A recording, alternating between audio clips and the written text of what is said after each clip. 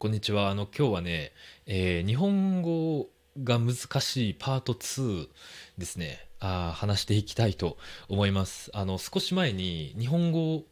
とか、その外国語が難しい、外国語の勉強が難しいっていうことについてお話ししたんですけど、今日はまあ日本語だけですね。日本語は難しいっていう話。で、まあ、パート2ですね。前話したのは、その、日本語を勉強する人にとってね、難しい、その単語を覚えるのが難しいとか、話す、聞く、文法、全部難しいですよっていう話ですね。つまり、初心者とか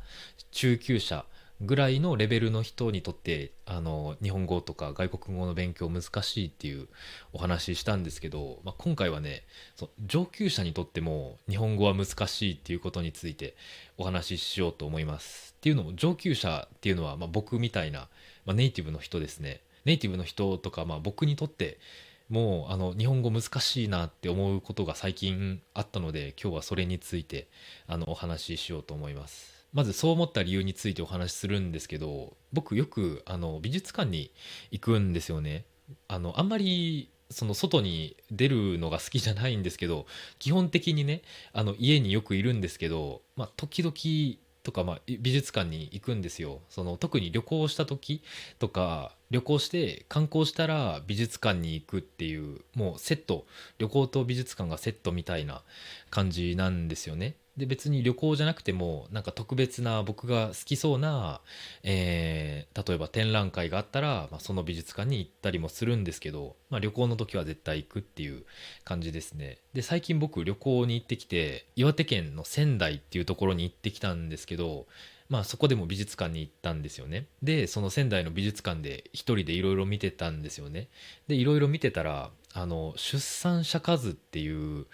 美術品を見つけたんですよ。で、その美術館ね、写真を撮ってはいけなかったので、その写真とかないので、多分ウェブサイトから撮ってくると思うんですけど、そういう出産者数っていう絵があったんですよ。で、僕この出産者数っていう絵は知ってたんですね。で、どういう時に描かれた絵かも知ってたんですけど、一応ね、説明があったので、その出産者数の説明を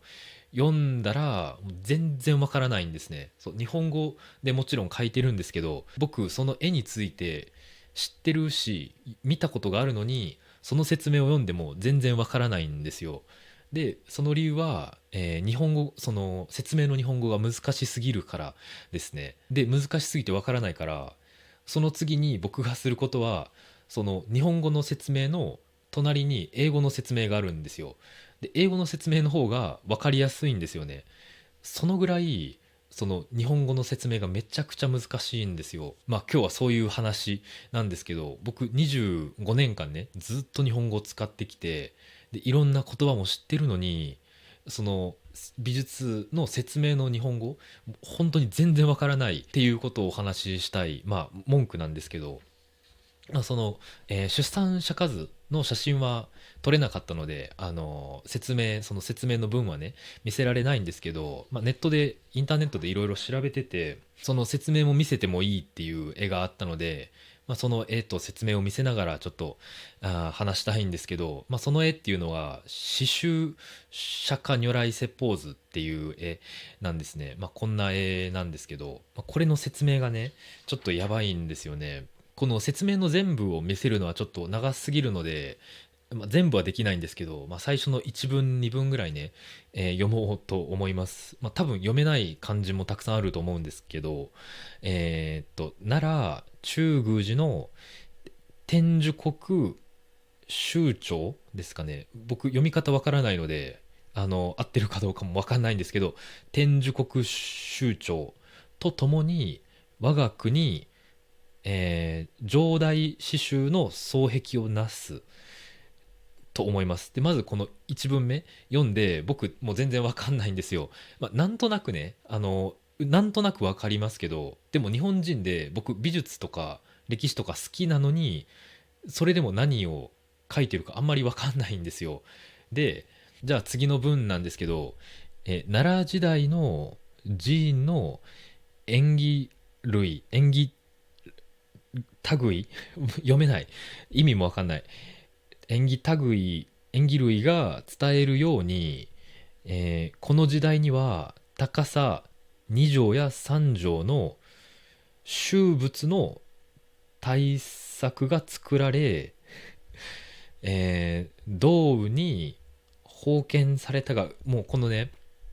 なんか高さ、2畳3畳、これも分かんないんですね。多分1畳は、何々センチメートルとかだと思うんですけど、まあ、この2畳とかね、古すぎて分からないんですよ、僕にはね。で、高さ2畳や3畳。で、次が、修仏の対策。で、この修仏も、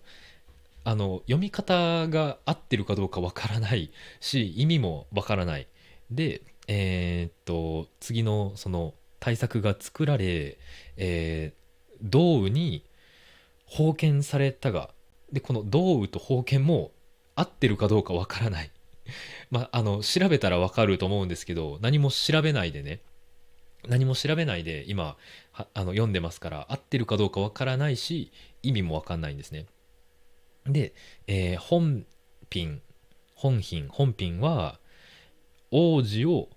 知る貴重な遺品である。この文がね、言いたいことはなんとなくわかります。僕が今話した奈良中宮寺のつつつつつつつつ貴重な遺品である。で、まあ、この絵は本当に大切な貴重な絵なんだっていうことは分かりますけど、詳しいことはね、あんまり分からないんですよ。で、さっきも言いましたけど、僕日本語のネイティブプラス、歴史とかね、美術品が好きなんですよ。でも分からないんですね。でもね、この僕が今読んだ文をおばあちゃんにね、読んでもらったんですよ。じゃあおばあちゃんはこの一回読んだだけでもうすぐに分かったんですよね。なのでね、やっぱりおばあちゃんおじいちゃん、すごいですね。僕より漢字読めるし、いろんな言葉知ってるので本当に尊敬しますよね。で、この美術品、刺繍釈迦如来説法図っていう美術品は、奈良にあるんですよね。で、まあ、僕も近いので行きたかったら別にいつでも見に行けると思うんですけど、多分その美術館で日本語の説明読んでもわからないから英語の方をね読むんですよ。で、英語だったら英語の方がわかりやすいんですよね。これは僕が英語が上手っていうわけじゃなくて、日本語が難しすぎるから、英語がちょっと簡単になる、その英語で読む方が簡単っていう、なんか変な状況なんですよ、本当に。もちろん英語の説明文の方はね、まあ、外国からいろんな国からその英語が母語じゃない人も奈良に来てその説明を読みますから、多分簡単な英語を使って説明を書いてるから、まあ、読みやすいっていうのもあると思いますけど、でも僕日本語のねネイティブなのに、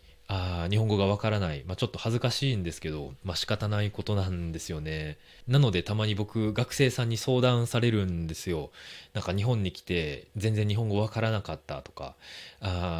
美術館とか、まあ、レストラン、まあ、いろんなところに行って、説明がよくわからなかったとか、日本人が言ってることよくわからなかったって聞くんですけど、まあ、僕もね、全然日本語をまだまだ勉強しなきゃいけないので、別にわからないのは本当に自然なことなので、落ち込まないでください。まあ、一緒に頑張りましょうね。まあ、そんな感じで今日は日本語は本当に難しいっていうことパート2